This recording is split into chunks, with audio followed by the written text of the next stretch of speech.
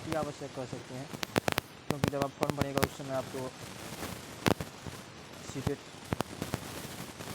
का मार्कशीट होना आवश्यक होता है, या अगर अपेयरिंग का मौका दिया जाए तो कोई बात नहीं, फिर भी आपको बैकग्राउंड एजुकेशन के समय यह देना आवश्यक ही होगा।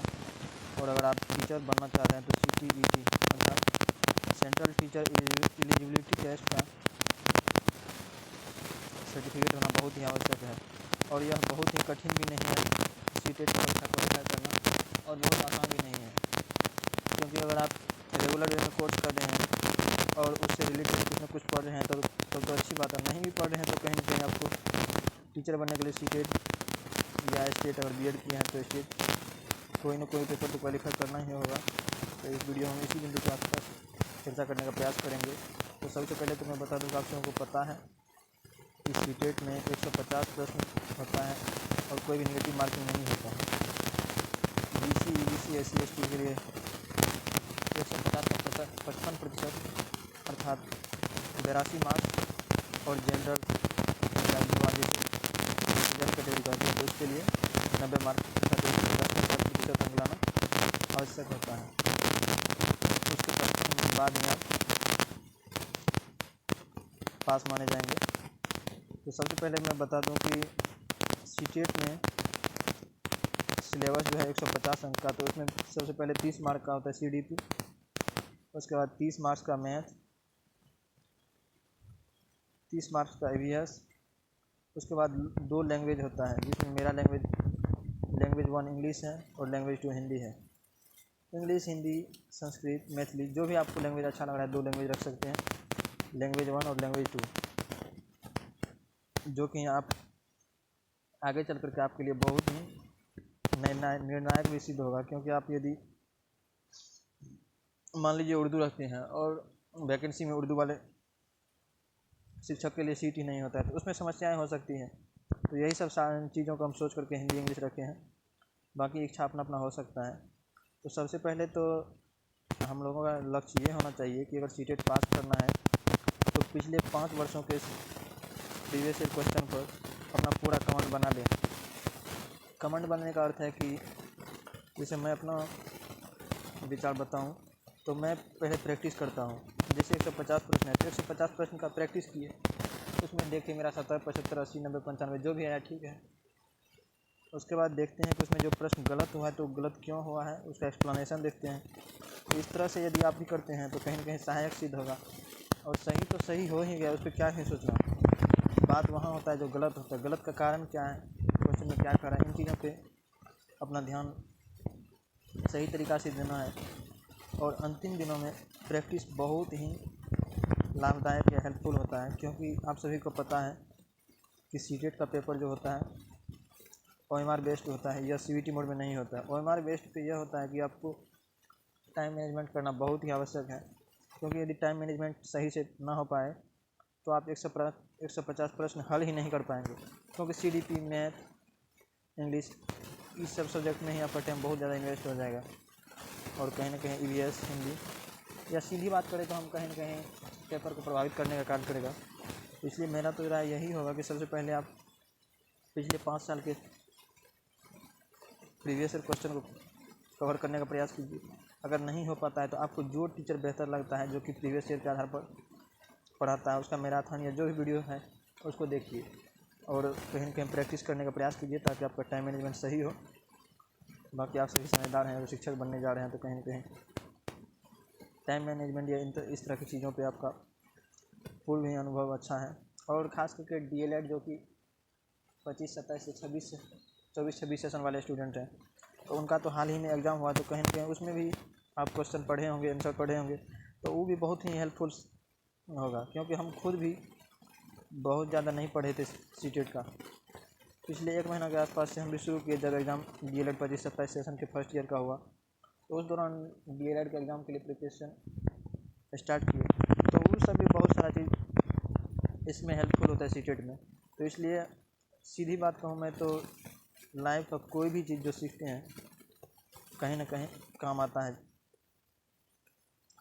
लेकिन सीटेट की बात करें तो 150 अंक जैसे हैं, तो उसमें आप नॉर्मली अपना टारगेट रखिए कि सब में 20 प्लस मार्क लाना है पहली बात। तो 20 पंचे 100 हो जाता है। मान लेते हैं आपका कोई एक लैंग्वेज अच्छा नहीं है, जैसे मेरा इंग्लिश है, हिंदी है, आपका भी 2 लैंग्वेज कोई हो सकता है। उसमें मान लेते हैं एक लैंग्वेज थोड़ा कमज़ोर है, एक लैंग्वेज अच्छा है, तो जो लैंग्वेज अच्छा है उसमें 20-25 मान लीजिए आ गया। जिसमें जो लैंग्वेज अच्छा नहीं है मान लेते हैं 10, 12, 15 इसी तरह से है, तो कहीं ना कहीं ये सब मैनेज हो जाएगा। और आप 90 मार्क्स ले आते हैं तो आपको फॉर्म भरने के लिए मिलेगा ही। और ज़्यादा भी स्कोर करते हैं तो आपके लिए फ़ायदेमंद ही होता है, जैसे NVS, KVS या इत्यादि प्रकार के जो केंद्रीय विद्यालय आदि की परीक्षाएं होती है। और उसमें इंटरव्यू के दौरान यदि आपसे पूछा जाता है कि सीटेट में आपका कितना मार्क्स आया, तो कहीं ना कहीं आपके व्यक्तित्व को निखारने का काम करेगा और आपको मार्क ज़्यादा मिलने की भी संभावना रहती है। क्योंकि जो भी इंटरव्यू बोर्ड के मेंबर होते हैं उनको भी होता है कि इन्होंने यदि सीटेट में अच्छा स्कोर किया तो कहीं ना कहीं पढ़ रहे होंगे अच्छे तरीक़ा से, और यदि पढ़ रहे हैं अच्छे तरीक़ा से तो ये अच्छे शिक्षक होंगे और विद्यार्थियों के भविष्य निर्माण में बहुत अच्छी भूमिका निभाएंगे।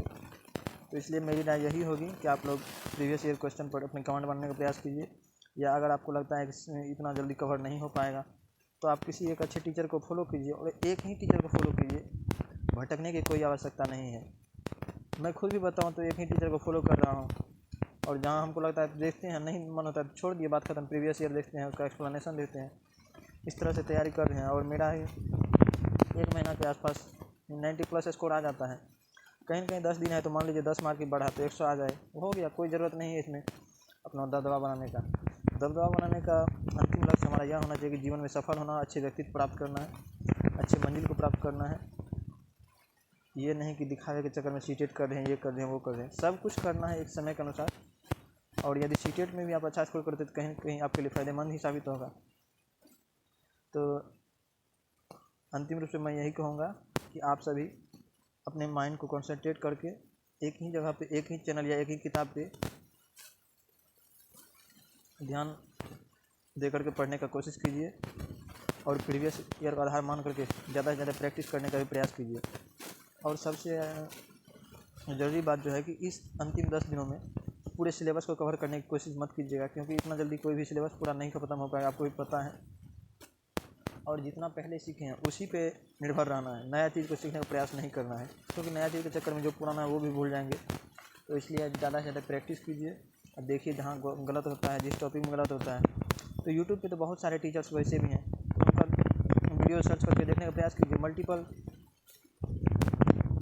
टीचर के वीडियोज़ पड़े हुए हैं यूट्यूब पे या अदर वेबसाइट पे, या अगर आप किसी टीचर का कोर्स लिए हैं तो वहाँ भी वीडियो मिलेगा। तो उस तरह से आप हेल्प लीजिए वहाँ से और कवर कीजिए, और ज़्यादा से ज़्यादा प्रैक्टिस कीजिए, और प्रीवियस ईयर को ध्यान में रख करके प्रैक्टिस कीजिए, क्योंकि कोई भी एग्ज़ाम होता है तो उसमें प्रीवियस ईयर का बहुत बड़ा रोल होता है। तो मैं अपनी विचार यहीं समाप्त करता हूँ। बाकी आप लोग क्या कहना चाहते हैं, क्या सोचते हैं, कमेंट कर सकते हैं। और यह वीडियो अभी आपको हेल्पफुल लगे तो चैनल को सब्सक्राइब कीजिए, ताकि आगे इस तरह की वीडियोज़ मिलते रहें। धन्यवाद। अंतिम में मैं कुछ बोल देता हूँ आप लोगों को। यदि आप एक दिन भी प्रैक्टिस नहीं किए हैं और फॉर्म भरे हैं, इच्छा है आपका कि सीटेट का एग्ज़ाम दे या नहीं दे, तो मैं कहूँगा कि ज़रूर दीजिए, क्योंकि आप यदि एग्ज़ाम दीजिएगा तो कुछ ना कुछ अनुभव मिलेगा। और एक बात का ध्यान रखना है आप लोगों को, या सब हमको भी इस बात का ध्यान रखना चाहिए कि मान लेते हैं आप 120 क्वेश्चन ही सॉल्व कर पाए, टाइम आउट होने वाला है, बहुत कम समय बचा, 5-7 मिनट, तो एक भी क्वेश्चन को छोड़ना ही नहीं है। ABCD जो भी मन में आया भर दें, ताकि यदि 5 मार्क नहीं आता है और हम कहीं कहीं हेल्पफुल सहायक में सिद्ध होगा, क्योंकि 1 मार्क्स से भी लोग फेल होता है, 1 मार्क्स से भी पास होता है। मेरिट जब बनता है, फाइनल मेरिट लिए किसी भी सरकारी नौकरी के लिए चयन जो होता है, तो उसमें 0.25, 0.5, 0.3 इस तरह से भी मेरिट आउट होता है। तो इसलिए आप सभी को पता है कि इस चीज़ में कोई नेगेटिव मार्किंग भी नहीं है। तो सबसे पहले आप टाइम मैनेजमेंट कीजिए, प्रीवियस ईयर क्वेश्चन की पकड़ बनाइए, जो टॉपिक में आपको कठिनाई हो रही है तो उसका अलग अलग टीचर या जो भी टीचर आपको अच्छा लगे उसका वीडियो से सहायता लीजिए।